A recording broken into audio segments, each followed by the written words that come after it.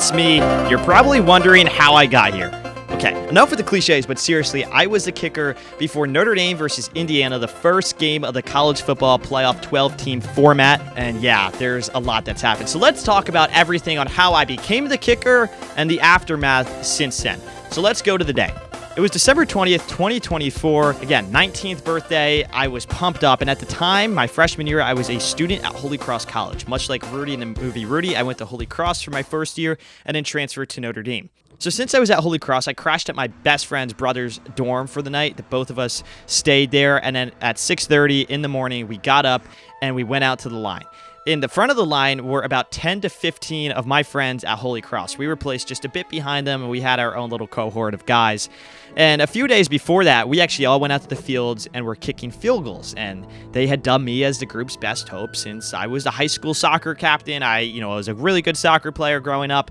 And yeah, I was the only one who really knew how to kick. So we get into line at 7 a.m. We're probably about like the 80th person in line, and the first 300 get into the pit.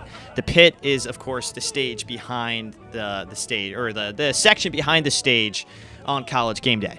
Since we were in line for so long, we took turns at times going to the bathroom at the library. The library is actually the Touchdown Jesus building itself. One guy got hot chocolates for us, but the truth of the matter is we were out there for about 8 to 9 hours just waiting in the freezing cold.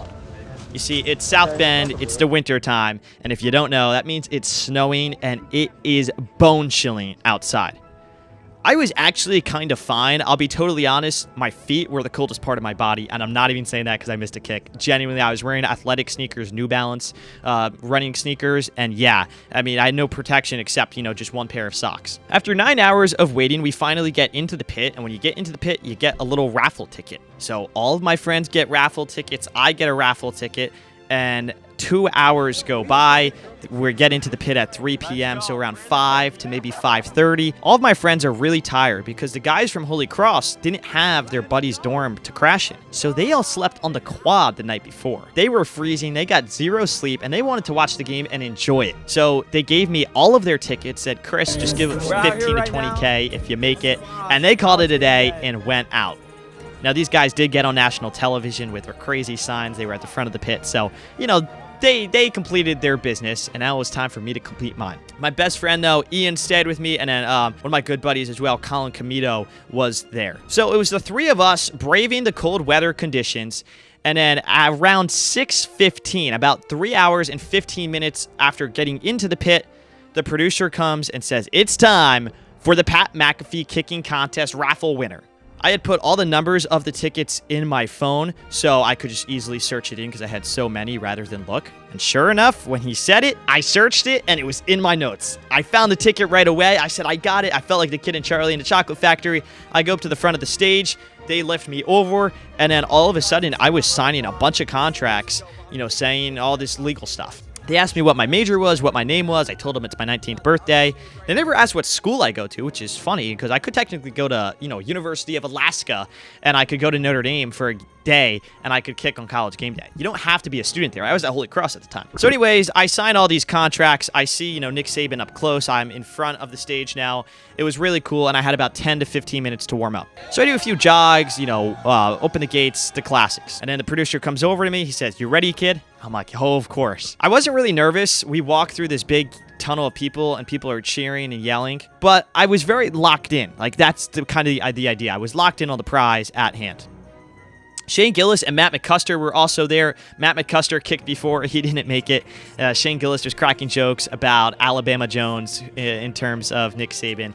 And then eventually it was my time to shine. I had a quick hit on national television with a jumbo check, and then after that commercial break, I was ready to go. I had time for a few practice kicks, and I did it, but not really full force out of fear of pulling a hamstring, because at this point, I am freezing. It was snowing all day. It was snowing the whole week leading up to that, and I also didn't know that the snow was building on the area I was kicking. I will note one little story. As I was warming up, the crowd right there were chanting, Rudy, Rudy, and little did they know I went to Holy Cross. So I was loving that. The uprights also had a perfect picturesque view of Touchdown Jesus in between. It was really cool. So anyways, time comes for me to kick $750,000. I line up, and you're watching it right now, and slip on my butt. I mean, that is not the way I was envisioning the kick to go at all. I had said a prayer before. I was kind of dialed in. I was pretty focused. I didn't realize, though, that little turf pad right there in which Kirk Herbstreit was holding the ball was collecting snow and water all day.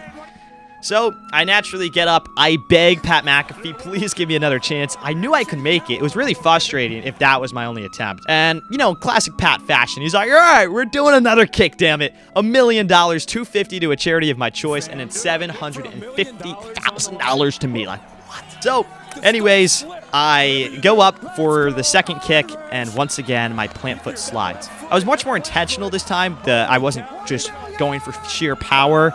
But still, I couldn't really control the plant foot. The sneaker was just sliding on the turf like an ice skate, and I hooked it left. As soon as I missed, Kirk Herbstreit, kind of laughed in my face. I'm not going to lie, Kirk Herbstreit's a super nice guy, but that rubbed me the wrong way, if I'll be totally honest, just because, I just missed $1 million. But then again, it's a show, and I understand what he has to do. The producer then comes over to me and says, kid, I told you. Aim to the right. Everybody misses left. And he had told me that when I was signing contracts. I'm like, all right, man, I just missed $1 million.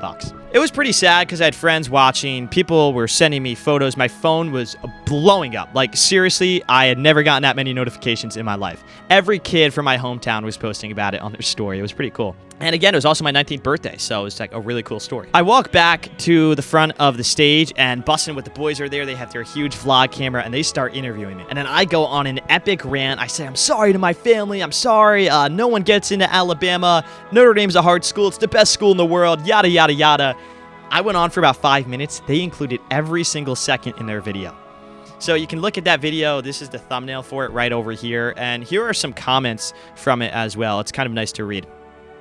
The kid that did the kick was awesome. The kid was for sure off an Addy. I love it. Notre Dame kid. I love him. No wonder that kid missed a kick. He said made, but missed a kick. He's dialed in on the Addies. Bro, that Notre Dame kid. Glad that part was in. Taylor being a hype man was great. Sign him to Barstool. So this was much needed because here is the aftermath of the kick. I go to the Notre Dame game that night with my friends, and as Jeremiah Love explodes for a 98-yard touchdown, I feel a tear running down my face. I'm not one to cry. I say, boys, I got to take a pee, go to the bathroom, and I just cry. I punch the wall. I think to myself, my grandfather's the biggest Notre Dame fan in the world. He's the reason I'm at Holy Cross. Nobody in my family had ever attended Notre Dame. It was my goal to transfer, which I inevitably did, and I should enjoy this moment. So I go back out, I enjoy the game, but the bus ride home was a 12-hour bus ride from South Bend to New Jersey. That was tough. My phone had died 4 hours in, and I was just waiting, and that was a rough one. On social media after, besides that Barstool post, which took a few weeks to post, people were really mean on Instagram, on Twitter, and everything. Honestly, that was the toughest part of it. So I deleted social media. I guess I fed into it too much. I was reading it too much, but I learned a lot. I learned how to deal with losing and failure, and then I learned how to take failure and turn it into something positive. See, when I applied to transfer to Notre Dame, I used this experience, in my applications, in my essays, and, said I represented Notre Dame in front of millions of people watching College GameDay. I think that's a big reason I was actually able to get in, and it's the biggest blessing in the world. I grew up, you look at my room. This is my room back home. My brothers as well. We share a room, but I'm a diehard Notre Dame fan. So to be at Notre Dame, the best school in the world, and to do so in honor of my grandfather who passed away when I was a junior in high school, is the biggest Notre Dame fan you'll ever meet. It's an honor, and it's really a blessing. And I keep that in the back of my mind every day. I'm super grateful as well for my family and a lot of my great support and people who helped me throughout this time, lifted me out of this rut that I was kind of in and got me back on track and moving and grooving. Again, really grateful for the opportunity, for Pat, the whole College GameDay show. I really appreciated what they did. What an opportunity, right?